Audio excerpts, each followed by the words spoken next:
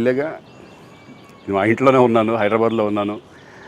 So నేను విన్నాను పొద్దున్నుంచి, నాకు ఫోన్లు రావడం జరిగింది. నేను కూడా వీడియో క్లిప్ చూశాను. మన మీడియా మిత్రులు చాలామంది నన్ను అడిగి క్లారిఫై చేసుకున్నారు. వాళ్ళ దాంట్లో రాలేదు నాకు తెలిసి. చాలా ఇట్లా శ్రీకాంత్ ఇలా బెంగళూరులో రేవ్ పార్టీకి వెళ్ళాడు, హేమ వెళ్ళింది, ఈ టైప్లో ఏవో వచ్చినాయి. నిజంగా నాకు నవ్వు వచ్చింది. ఇంట్లో వాళ్ళందరూ నవ్వుకున్నాం.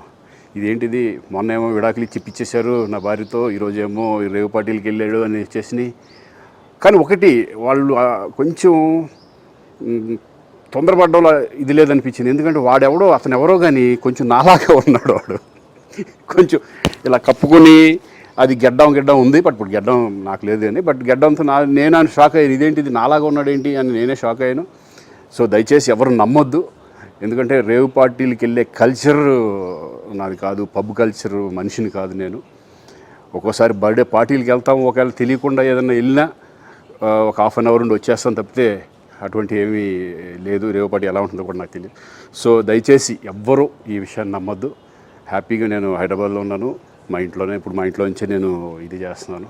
సో దయచేసి మీడియా మిత్రులందరికీ కూడా నేను చెప్పేది ఏంటంటే, ఏ విషయం కరెక్ట్గా తెలుసుకోకుండా మీరు కూడా థంబ్నైల్స్ పెట్టేసేసి, నా బొమ్మ వేసేసి రేవ్ పార్టీలో పట్టుబడ్డ శ్రీకాంత్ ఈ టైప్లో వేస్తున్నారు. కాబట్టి దయచేసి ఎవరు నమ్మొద్దు.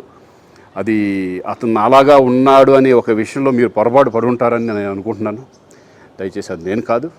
Thank you. ఇటువంటి అన్నీ కూడా నిజంగా కొంతమంది, వాళ్ళందరికీ నిజంగా థ్యాంక్స్ చెప్పుకుంటున్నాను నేను. కొంతమంది మీడియా మిత్రులు నాకు డైరెక్ట్గా తెలుసు కాబట్టి, వాళ్ళ ఫ్రెండ్స్ లాగా నన్ను ఇచ్చేస్తారు కాబట్టి, వాళ్ళందరూ నన్ను డైరెక్ట్గా అడగడం, నేను చూసి ఇద్దరు నవ్వుకోవడం, వాళ్ళు వాళ్ళ దాంట్లో వేయకుండా చూశారు కొంతమంది. వాళ్ళందరూ కూడా నేను థ్యాంక్స్ చెప్పుకుంటున్నాను.